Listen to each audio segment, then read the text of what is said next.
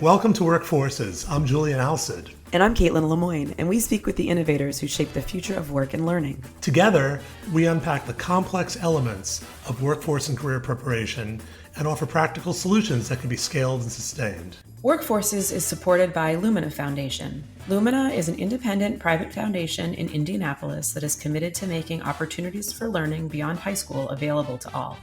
Let's dive in.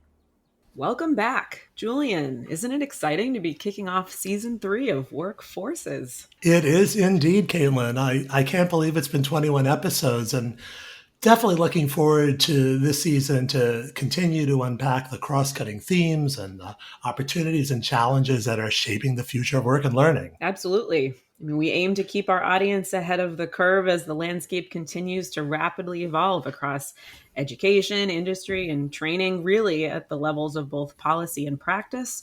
And we truly appreciate the feedback and engagement we're experiencing with our audience and our guests. So to kick off this season, we're so glad to welcome Kermit Kaleba, Strategy Director of Employment Aligned Credential Programs for Lumina Foundation. Kermit has been a key player in workforce development and policy for many years. For Lumina, he leads a portfolio designed to increase the number of occupational short-term credential and associate degree programs. Kermit previously served as Managing Director for Policy at National Skills Coalition. He also served as Executive Director of the Washington, D.C. Workforce Investment Council. Kermit has a JD and bachelor's degrees from the College of William and Mary, and we are so glad that he's able to join us on this podcast today. Thank you, Kermit. No, thank you guys for having me here. I'm very excited.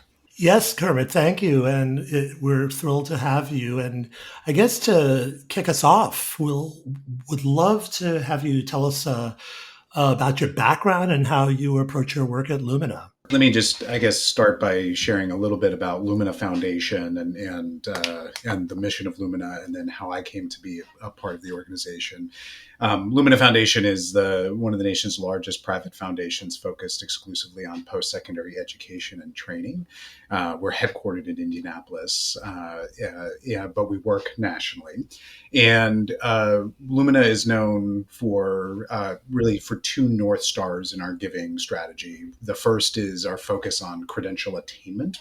Back in 2009, Lumina established or set out to establish a national goal of trying to get to 60% of U.S. adults between the ages of 25 and 64 having a post-secondary degree or quality post-secondary credential by the year 2025.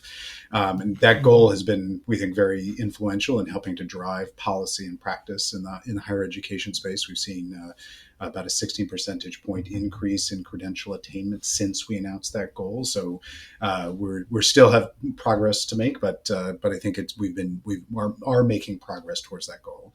And the other North Star in our giving is our commitment to racial equity. We're an equity-first organization. We know that one of the reasons why we haven't met the goal, the 60% goal, is because of historical choices, barriers that we've created for learners of color in education and employment and in other spaces. And so in our grant making, in addition to looking to expand credential attainment, we are also looking to reduce racial disparities and make sure that learners of color have meaningful opportunities for education that leads to good jobs and further educational opportunities. A little bit about myself. So I, as you mentioned, I lead a portfolio called the Employment Aligned Credential Program Portfolio.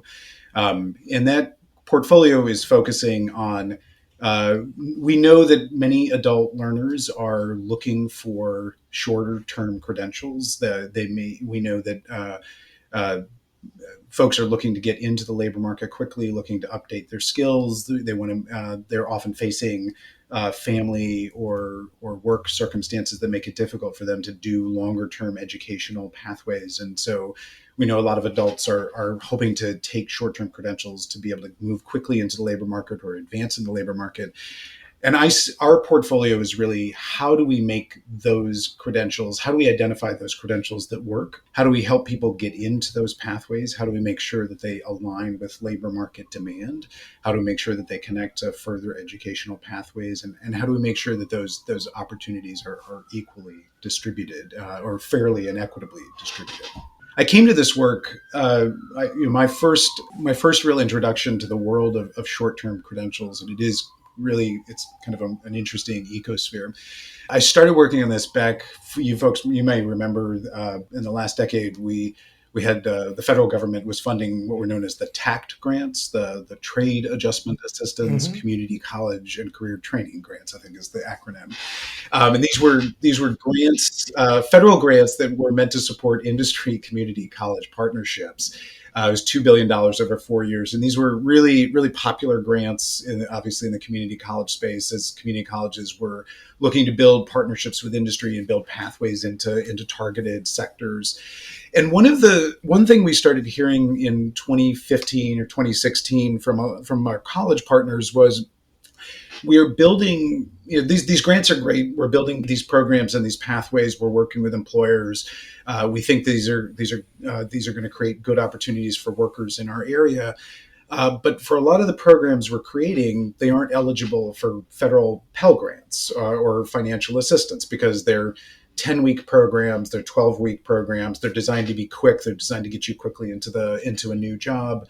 And the Pell Grant program only covers programs of 16 weeks or longer. And so even though we're doing what we're supposed to be doing, we're building the kinds of programs that industry is asking for. We can't get people to get into these programs because of the financial barriers.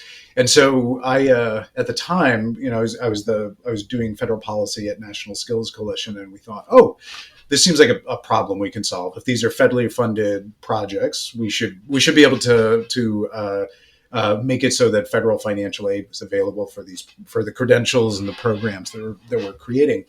And here we are 10 years later, and I'm still working on this issue. A century later, or not quite. Well, I think one of the things that that led me to start working on short-term Pell, or workforce Pells, it's sometimes called. We worked with when I was at National Skills Coalition, worked with Senator Kane's office around introduction of what was called the Jobs Act.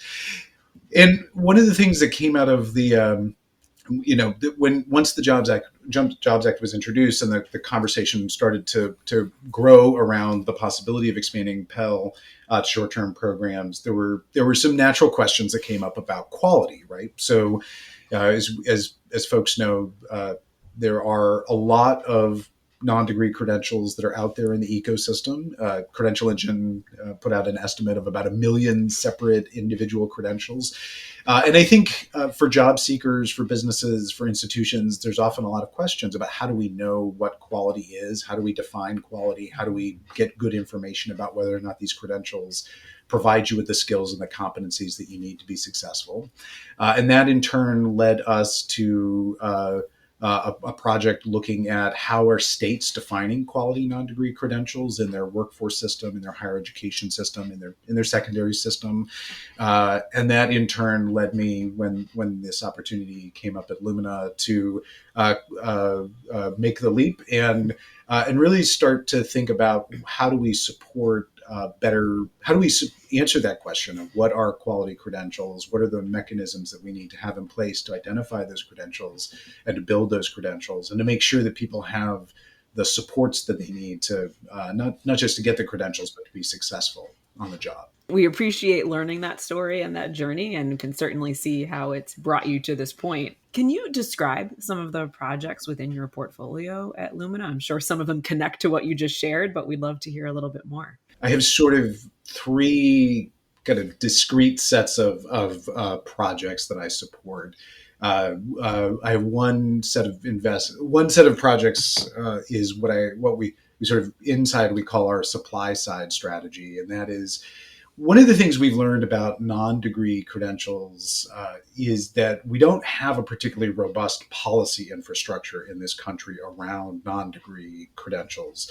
What I mean by that is, we don't have financial aid for a lot of these programs, particularly on the non-credit side of community colleges, even as those Those are important. We think there are somewhere in the neighborhood of 3.7 million adults who are enrolled in the non-credit side of community colleges every year, but many of them are not eligible for federal or state financial aid. Institutions don't often, many states don't fund workforce development or non-credit programs through their institutional, their formula funding for institutions. Many states don't have particularly robust data on workforce or non-credit programs that are offered through community colleges. And students often aren't offered the same level of support services that their counterparts on the for credit and the more traditional academic side are. And so one of the theories that we have is that this lack of policy infrastructure is sort of holding us back in a way, that if we were to be more intentional about making dedicated investments and tracking those investments, that we would see better outcomes in the workforce development space. That if states and other stakeholders had skin in the game about the outcomes for these programs in a meaningful way, that we would see better outcomes. And so, in this set of projects, we invest in research to better understand the landscape of non-degree and non-credit programs and the policies that govern them. So, for example, we've been funding a project with the Association of Community College Trustees to look at funding formulas for dual enrollment and non-credit and for credit programming at the state level, to better understand how are states investing. And we've also done some research around state credential definitions, quality credential definitions under Perkins, et cetera. And we fund some technical assistance with states that are looking at expanding their financial aid programs for non-credit to help them think about student eligibility, programmatic eligibility, and funding levels to make sure that they're being intentional about helping people get access to high quality credentials. The other two sets of work that we invest are fairly similar, but we also have a number of projects that are more on the programmatic side. So one of the things we know about non-degree credentials, workforce credentials, is that you need alignment with industry, and one of the best ways to think about aligning credentials with employer needs is what are often referred to as industry or sector partnerships. So bringing together multiple employers in a local or regional industry with their community college partners and sometimes other partners to build pathways into and through those industries. So we are funding a number of projects that are looking at this intersection between industry and community colleges, and in many cases working with other stakeholders around the diversification of those pipelines. In addition to making sure that the colleges are delivering credentials that lead to good jobs or trying to lead to good jobs, we're also trying to think about how do we expand opportunities for learners of color in key industries like healthcare and advanced manufacturing and IT, sectors where we know there are good job opportunities, but those job opportunities have not always been available or readily accessible particularly for workers of color. And then a third set of investments that we've been making is in the infrastructure space.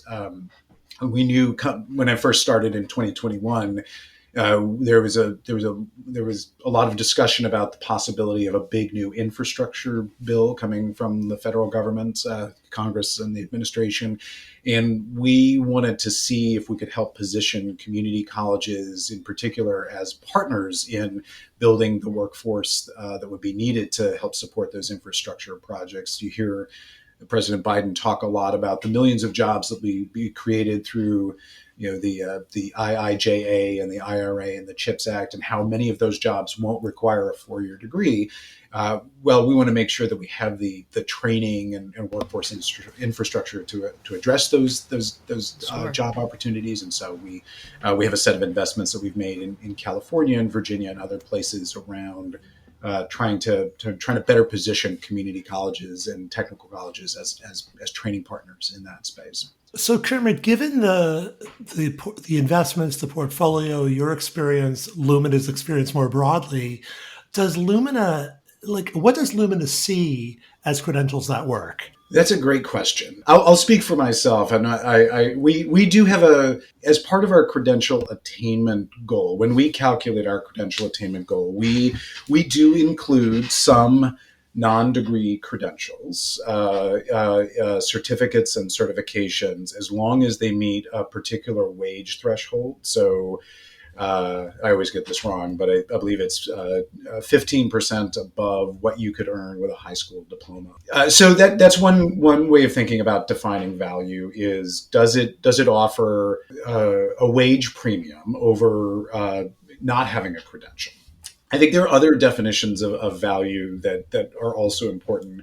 One of the things that I know we look at is, does it lead to further educational pathways? So a credential that gets you a job is important. We want to make sure that people can get employed, but does it stack to further educational pathways? And is there a good are there reasonable policies and practices in place that allow people to stack? I think one of the things we've been talking about in this space for a long time is the importance of creating stackable credentials to ensure that learners who may not be able to stay in employment, stay in education for 2 years or 4 years at a time, giving them the opportunity to get education in bite-sized chunks and then come back at different points in their career and expand their skills.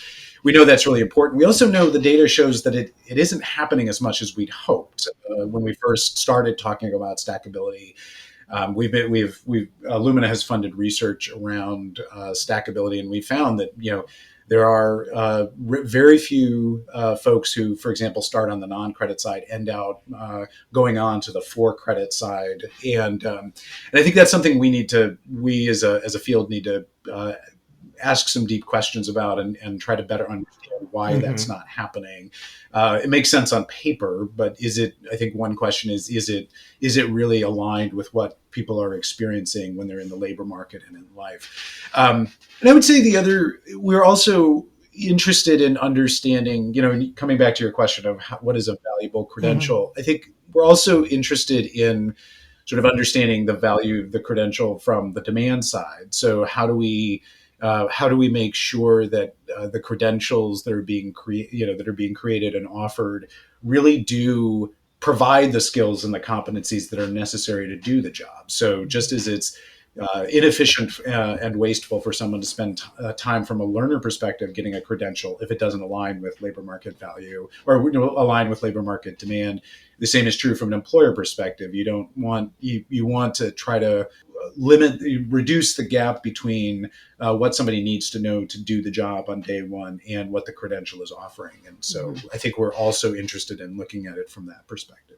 Thanks so much for that response, Kermit. And I think, building on that, I think you're already starting to touch upon it. But, as you're seeing these projects unfold under these different buckets or themes, what are some of the challenges and successes that you're seeing in the different projects?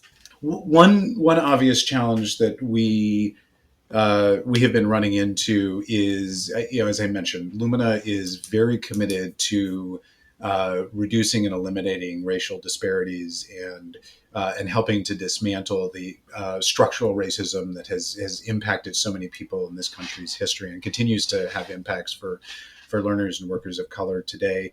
And I think one of the challenges that we have been facing is that there has been this sort of backlash to diversity, equity, and inclusion in many parts of the country, and that has I think limited the ability of some of certainly our higher education partners to fully participate in some of the projects that we want to support because of concerns about running afoul of policies or just the political climate in their states or in their parts of the country.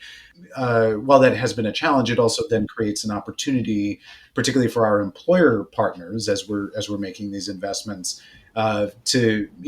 Employers will tell you that diversifying the workforce is not just the right thing to do, but it's the economically imperative thing to do.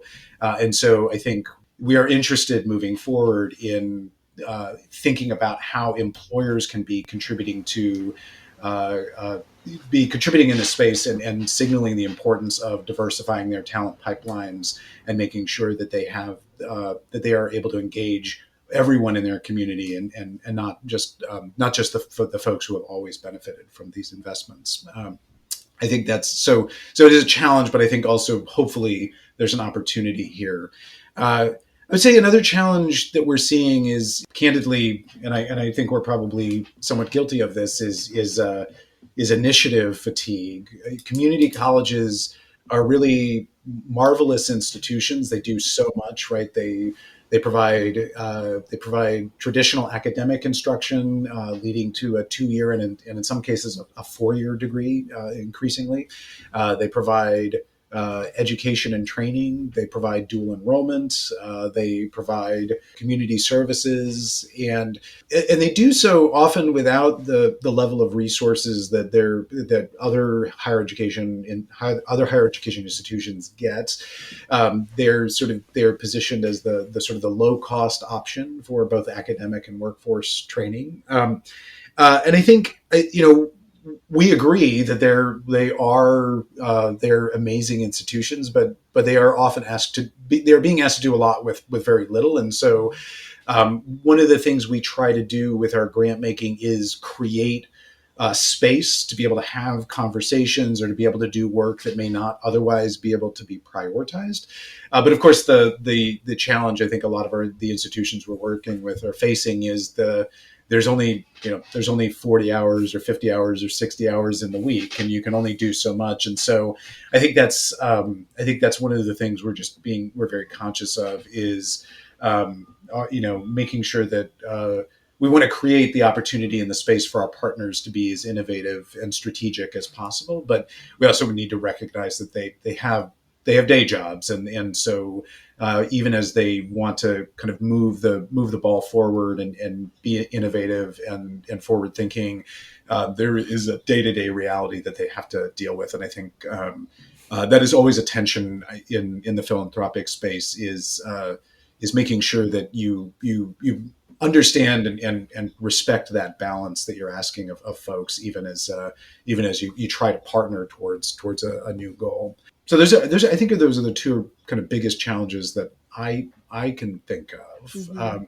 I would say, well, and I should say, there's also, I think, a lot of, as I say, a lot of expectations being put on these institutions without necessarily a lot of support for some of the things. So, for example, we know community colleges are being brought into a number of federal grants that are coming out from the many agencies. And I think in many cases there's the money is there, but there isn't necessarily an opportunity or a space to talk about how do we do this? How do we do this well? How do we learn from each other? And so that's something that I think we're starting to watch for the future. Is are there opportunities for us to help support institutions, community colleges, and other partners as they're looking to implement these federally funded programs? Can we help them? Can we help them be more effective, and can we help create spaces for them to learn about best practices and lessons learned in the implementation of these exciting new funding opportunities? It does seem to me like a challenge in this work is just, and Julian and I talk about this a lot, but just how fast the world is moving and how fast the landscape is evolving, and the complexity of how is it that you go about implementing a new initiative, as maybe the expectation is you should already have the results, and it's like, but we're just getting started, and then by the time you design the program, things have shifted again. And I mean, it's a really complicated space. I mean, I think it always has been, but it feels like things are moving faster and faster. I don't know if you have that impression as well, but that's something we've seen in our work. I still think of myself as relatively new to philanthropy, even though I've now been in the field for almost 4 years. And that is, I will say, that is something that I have been struck by, is the sort of the evolution within from when we have this initial idea to where we are a year later or 2 years later. And at Lumina, we generally do 2-year grants. It's right. There's the work changes, circumstances change, people change, the political circumstances change. And I think one of the things that we always try to do at Lumina is we want to maintain our North Stars, right? We want to maintain our focus on credential attainment. We want to maintain our focus on racial equity. Those things remain paramount for us. But at the same time, we also want to be flexible and understand that the best laid plans don't always turn out the way you expect, and you learn new things as you're implementing a project, and you need to be prepared to utilize that new information, those lessons learned, and incorporate that into what you're thinking. And so I hope I like to think that we in my conversations with the folks that I'm supporting, the groups that I'm supporting, that we do create space to pivot, to change as needed, to adjust to new circumstances, while at the same time trying to make sure that we're keeping in mind where we were trying to go in the first place. And Right. if it's not possible, then what is possible, and what can we take away from what are the lessons we learned? I think one nice thing about being in philanthropy that I've discovered is you always learn something. Every project, every initiative teaches you something about the world and about the field and the craft that we've chosen. And I think that the key thing is to make sure that you evaluate and reflect on what it is that you've learned and how that can inform your thinking moving forward. So, Kermit, I put a pin in that for a second. I want to move Sure. us to kind of what you're learning and how it's influencing you. Another trend or something that just keeps coming up in our conversations, Kaitlin, and my thinking, having sort of toiled in the workforce fields now for 35 years, is that when I started this work, this was like the fringiest of fringe work, right? And I mean, I think it probably was somewhat when you got into it as well, Kermit. And now it's also just front and center. Yes. So not only is there this like swirl of stuff, but it's like, these under-resourced colleges are now, like in the spotlight like never before as well. Yeah. Having been in the space for 20 years, I would agree with that observation that workforce development has definitely shifted in terms of its importance to policymakers and in the kind of the public perception. I think there's a couple of reasons for that. I think we know that there are some changed perceptions about the value of higher education. I think some questions about sort of the return on investment and a sort of a greater sense from policymakers that and from job seekers and from businesses that they want to see a clear and immediate return to higher education, and workforce development is seen in many ways as a kind of a good solution to that problem, right? And I think part of the reason why you're seeing a growing interest in short-term workforce credentials from policymakers is because of that belief that this is about getting people the skills and the competencies they need to be successful in the labor market, and doing so as quickly and as efficiently as possible. It's one of the things we've been tracking is state financial aid for short-term workforce programs. And our most recent estimate, our partners at HCM Strategists estimate that there's about $5.5 billion that have been allocated at the state level for programs that can support tuition assistance for non-degree programs. And that's up from like $3.5 billion 2 years ago. We saw during the pandemic, you saw a lot of states adopting non-degree credentials as a solution. So I agree with you. I think there's a lot of attention. I think, though, one of the challenges that we face is because higher education and workforce were seen as such distinct spheres for so long.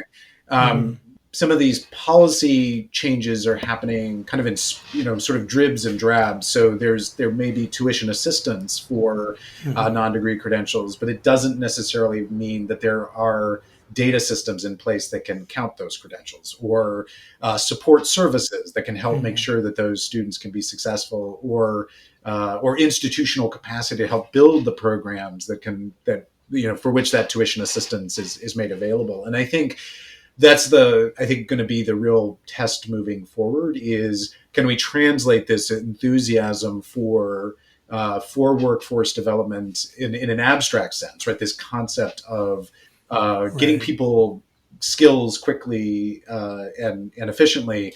Can we translate that into an an infrastructure that actually does provide the supports that we know are necessary for people to be successful? I also think we have to be honest with ourselves that, I mentioned the estimate that we have 1 million different credentials out there. We have to acknowledge that some of them just aren't valuable, or are actually may not be worth the time you're spending on them. And so the promise of non-degree credentials is that they can get people some wage premium in a relatively short period of time. And we know how important that is for a lot of learners, because time is the one thing they don't have, right? So I think this is an important space for us to continue to explore, because we want to be able to deliver on that promise.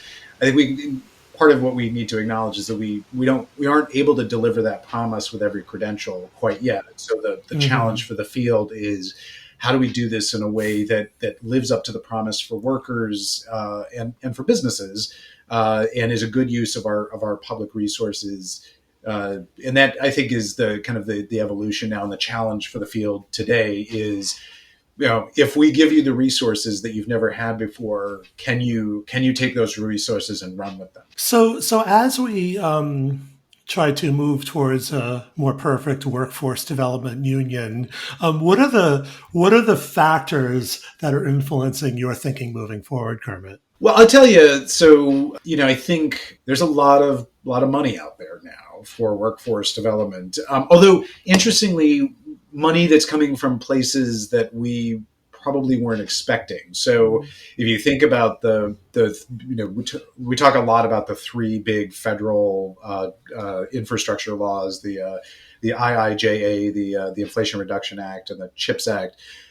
Much of the money, very little money for workforce development, went to the Department of Labor or the Department of Education. A lot of the money for that is going to be used to create jobs and to support job training is coming from agencies like the Department of Transportation or the Department of Energy or the Department of Commerce.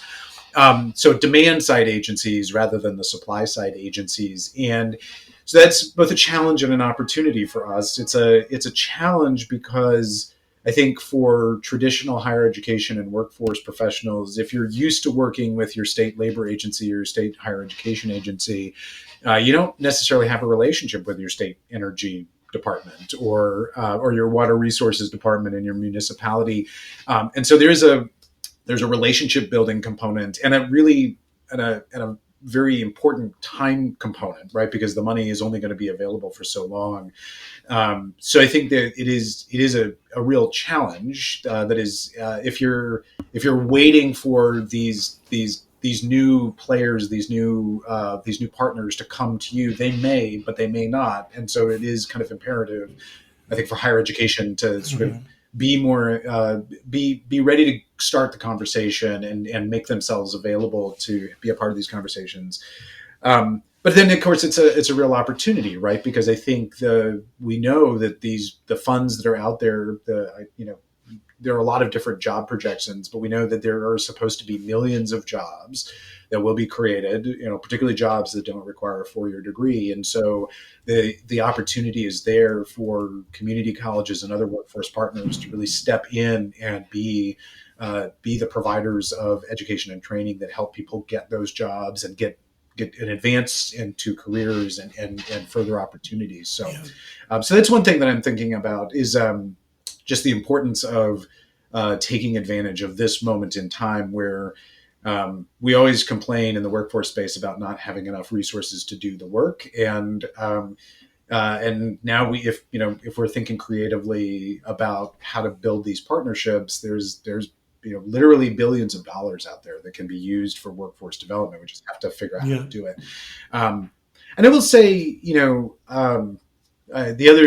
other thing that I am kind of keeping an eye on is just making sure that we stay true to kind of the equity goals that have been set. I think one of the things that Yeah. this administration has done across a lot of these investments is really signal the importance of ensuring that these job creation opportunities aren't just kind of aren't replicating sort of the same patterns that we've seen in these industries, that we really are thinking about how to create new opportunities for women and for workers of color and other underrepresented worker populations.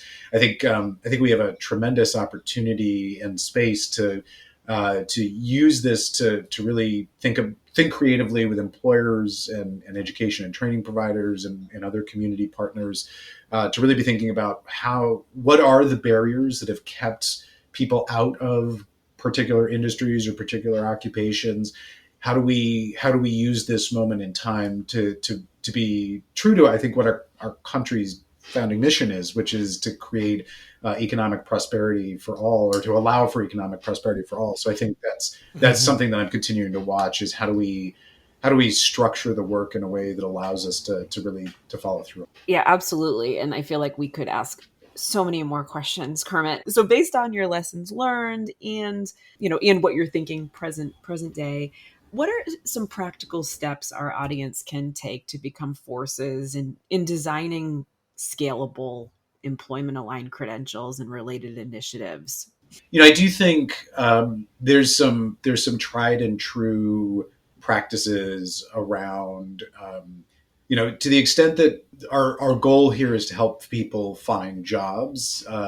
This seems fairly obvious and banal, but thinking about employer engagement and making sure that you're thinking about, are there jobs? What do those jobs require? When are those jobs going to come online? I think this is an issue that we often forget.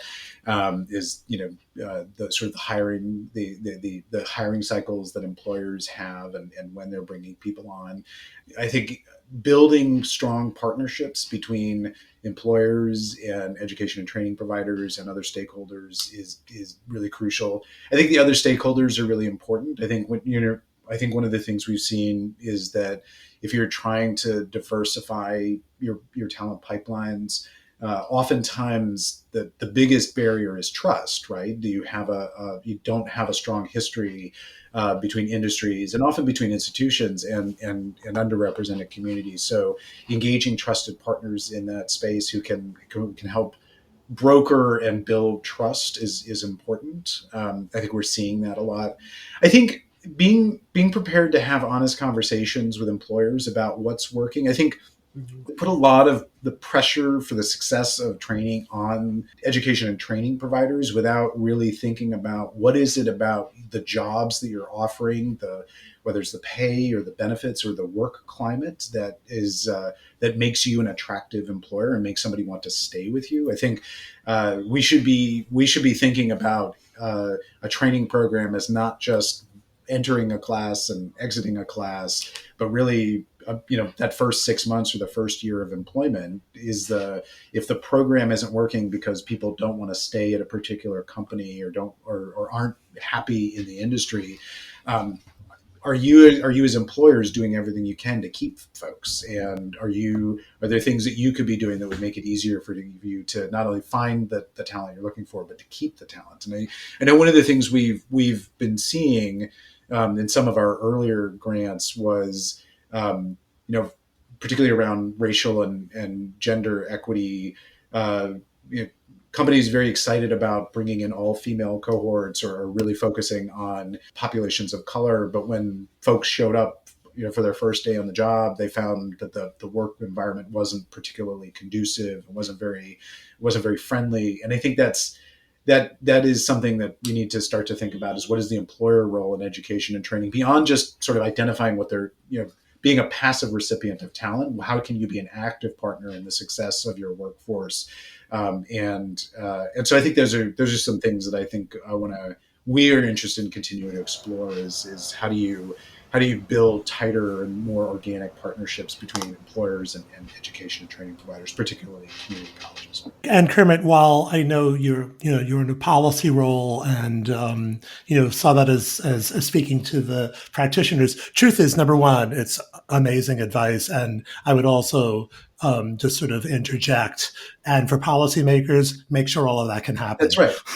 Which is clearly what you're trying to do. That's true. And I think I will say this is I think one of the challenges we see right now is there's a lot of as you going back to the earlier question, Julian, there is a lot of enthusiasm for workforce right in this moment. I think you have a lot of policymakers who like to talk about the importance of workforce development, but it's important not to lose that energy. Right. Yeah. We don't want this to be a scenario where 2 years from now we sort of say, remember how we were investing in workforce? Wasn't that fun? Like this is and I think that's called not just to policymakers, but to the field as well, is to we have a moment in time and we should take advantage of it. And it won't be easy. This was never easy work to do. Resources are part of it, but it's still, there's a lot that goes beyond just the dollars and cents. But I do think I think you're right. We are in a unique period in history and in this moment where workforce development has its chance to really shine, and I'm excited to be a part of this field in this moment. I'm really optimistic about the future and hopeful for the future. Yeah, great. Well, and on that positive note, Kermit, where as much as I would love to continue this conversation for several more hours, how can listeners learn more and continue to follow your work as it unfolds? Certainly visit lumina.org, and we'll post publications and information about our grant making on a regular basis. And so that's, I think, the best way to kind of continue to follow our work. And I would say I'm going to be out on the road, traveling to a number of conferences, and this is a genuine invitation to anybody who may see me at a conference. I'm always excited to spend 20 minutes talking about your work and hearing your ideas. That's part of for me, the best part of the job is going out and talking to people about what they're learning and what they're seeing. And so always excited to talk to folks. Or you can shoot me an email I'm at kkaleba@luminafoundation.org, and I'm always excited to jump on the phone and hear what you're doing. So, Kermit, we so appreciate your taking the time to talk with us today. It's a great conversation. So look forward to following your work and to keep on continuing to talk with you and checking back in the future. Well, thank you so much for having me, and thanks so much, and congratulations on making it to a third year of the podcast. Thank you. We really appreciate that and appreciate the support. That's all we have for you today. Thank you for listening to Workforces. We hope that you take away nuggets that you can use in your own work. Thank you to our sponsor, Lumina Foundation. We are also grateful to our wonderful producer, Dustin Ramsdell. You can listen to future episodes at workforces.info or on Apple, Amazon, and Spotify. Please subscribe, like, and share the podcast with your colleagues and friends.